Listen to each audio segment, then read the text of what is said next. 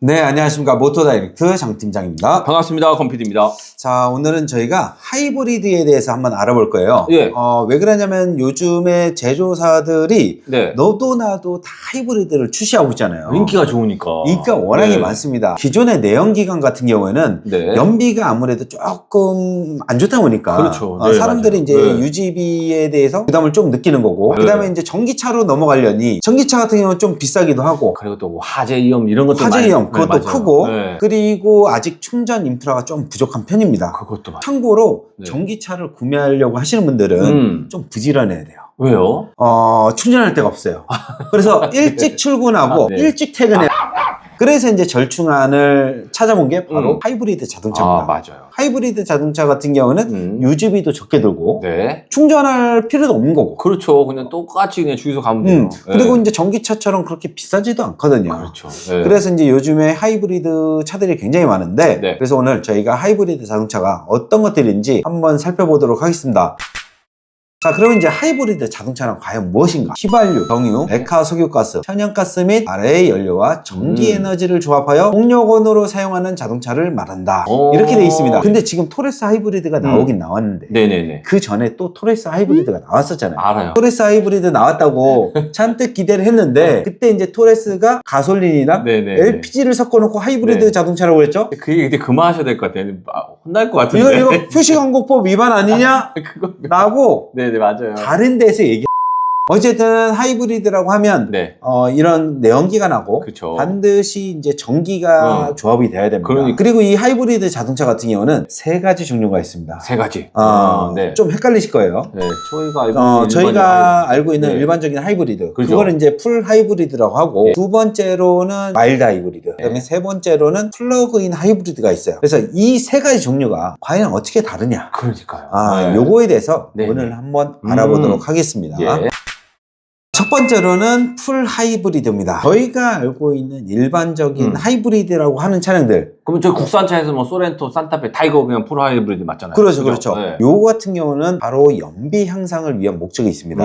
그렇죠. 연비를 네. 늘려주기 위해서 이 하이브리드를 이용을 했다. 그래서 이제 일반적으로 가솔린 모델보다 1.5배 이상은 지금 연비가 좋은 것 같아요. 맞죠. 저희 국산차 다 그렇게 나오잖아요. 소렌토로 예를 들자면, 네. 소렌토 같은 경우는 이제 가솔린이 한 10km 초반대 정도 나올 거예요. 예. 근데 이제 소렌토 하이브리드 같은 경우는 17km인가, 뭐 15km인가 이렇게 나옵니다. 15.7. 네네. 그래서 일반적으로 대부분의 이런 하이브리드 차량은 내연기관에 비해서 약 1.5배 정도 연비가 좋답니다. 네, 실연비는 또 더 좋잖아요. 실연비는 훨씬 더 그렇죠. 좋죠. 네. 네. 왜냐하면 이제 우리나라 같은 경우는 시내 주행이 굉장히 좀 많잖아요. 막히는 구간이 네네. 많아요. 이런 그 하이브리드 차량 같은 경우는 저속 구간에서는 하이브리드 전기 모터로 이렇게 돌아다녀요. 그러다 보니까 우리나라 같은 시내 주행이 많은 곳에서는 공인 연비보다는 실 연비가 조금 더 많이 나온다. 그리고 이제 이 풀 하이브리드를 장착하고 있는 대표적인 차량들은 소렌토, 카니발, 그랑콜레오스, 토레스 이 정도로 한번 압축을 해보면 될 것 같아요. 이 차종들이 어떻게 다르냐? 배터리나 전기 모터 출력이 다 틀립니다. 하이브리드라고 해서 네. 다 똑같은 차가 아니라 배터리라든지 전기 모터 같은 경우를 이제 세팅을 좀 다르게 해서 차별점을 두고 있어요. 그래서 이 세 개가 어떻게 다른지 한번 비교를 해보도록 하겠습니다. 소렌토나 카니발 같은 경우는 배터리 용량이 1.49kW짜리예요. 그리고 이제 전기 모터 출력이 47.7. 콜레오스 같은 경우는 배터리 용량이 조금 더 높아요. 그러면 아까 저희가 이제 시내 주행 구간이 우리나라에서는 좀 많다고 그랬잖아요. 그러면 이제 배터리로 조금 더 오래 달릴 수가 있는 거예요. 그러면은 이제 훨씬 더 연비가 더 나올 수 있다고 봐야겠죠. 소렌토에 비해서. 그 다음에 전기 모터 출력도 소렌토나 카니발보다 더 큽니다. 100kW짜리예요. 전기 모터 출력만 2배 이상이라는 거예요. 그렇죠.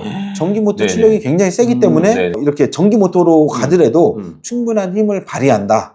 이렇게 보시면 될 것 같고요. 그래서 소렌토나 제가 카니발은 보통 저속이 한 40km 정도까지 전기 모터 간다고 그랬는데, 콜레오스는 제가 알기로는 80까지도 간다고 그러거든요. 네. 그게 바로 이게 모터 출력이랑 용량 때문에 그런 그렇죠. 거죠. 전기 모터 출력이 작으면 높은 속도를 갈 수가 없겠죠. 맞아요. 그리고 이제 배터리 용량도 더 크기 때문에 보다 더 오랜 주행 기간 동안 전기 모터로 갈 수가 있는 거예요. 자, 그리고 이제 마지막으로 최근에 출시된 바로 토레스예요.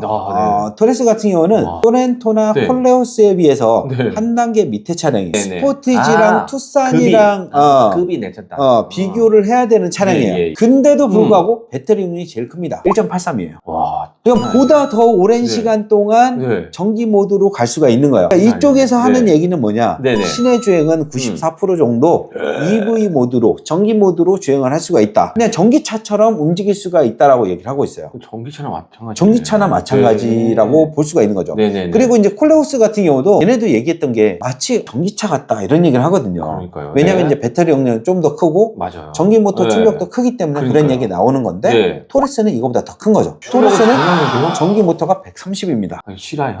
실합니다 이게. 지금 이제 판매가 시작됐죠.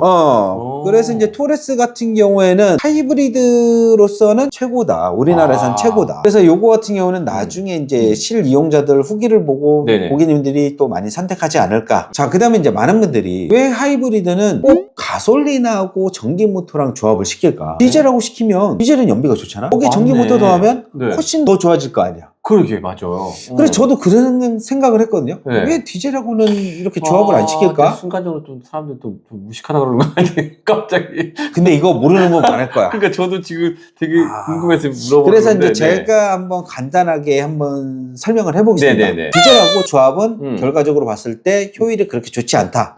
왜 그러냐면 디젤 엔진 같은 경우는 네. 기본적으로 좀 큽니다. 엔진이. 그렇기 때문에 엔진룸에 하이브리드 전기 모터랑 같이 들어가기가 힘들어요. 일단은. 네네.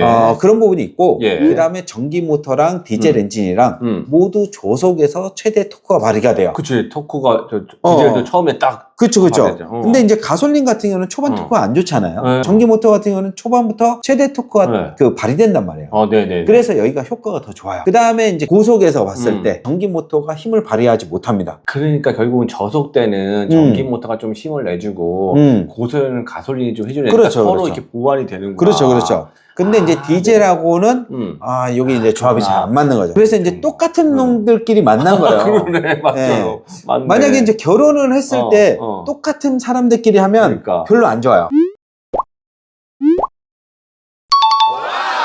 이렇게 좋은 차를 할인받고 저렴하게 구매할 수 있는 방법. 모터 다이렉트. 자, 두 번째로는 마일드 하이브리드입니다. 네네. 마일드 하이브리드 같은 경우는 주로 고성능 차량이 들어가요. 엔진이 주로 작동되고 네네네. 모터로 단독으로는 구동이 불가능한 차량입니다. 그냥 엔진에 전기 모터가 보조 역할만 좀 해준다.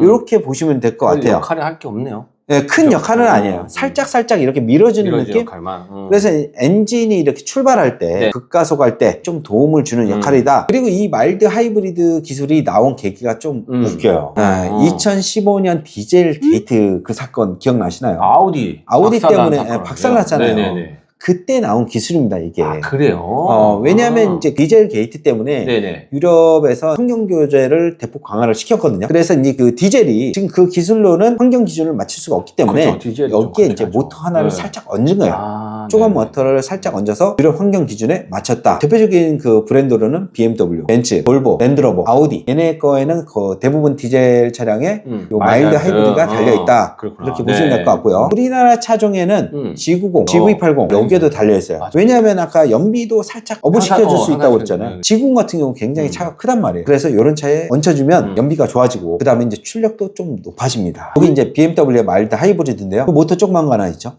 네. 그 배터리 달아놨죠? 네. 아주 단순하죠? 그건 저도 만들 수 있을 것 같아요. 그리고 이제 마지막으로 플러그인 하이브리드입니다. 네.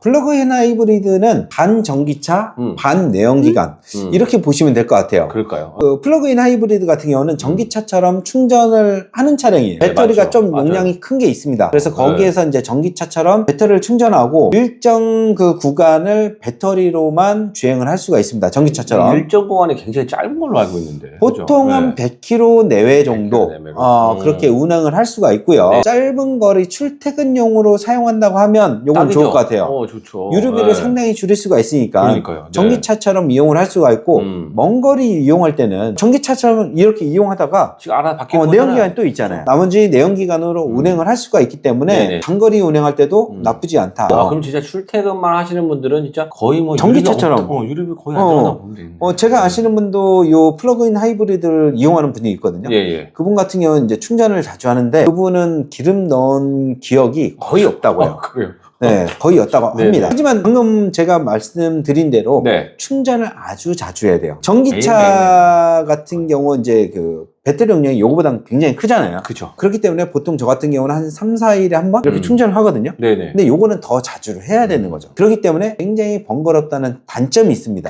그리고 저희 직원 중에서도 한 명이 네. 또 플러그인 하이브리드잖아요. 맞아요. 5 시리즈 끌고 다녀요. 충전을 거의 안 해요. 되게 귀찮대요. 네, 귀찮대요. 네. 또 일찍 와야 되잖아. 아까 제가 말씀드렸죠.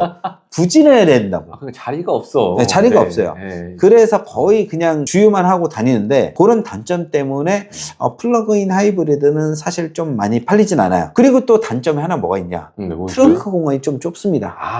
많이 잡아먹는구나. 전기차처럼 배터리가 많이 들어가진 않지만 그래도 그래도 풀 좋아하니까. 하이브리드 차량보다는 배터리가 좀 많이 들어가거든요. 네. 그래서 배터리가 트렁크 공간을 좀 잡아먹는 경우가 있어요. 네네. 제가 예전에 7 시리즈를 한번 검토해 보려고 네네네. 트렁크를 딱 열었는데 트렁크 공간이 좀 좁더라고.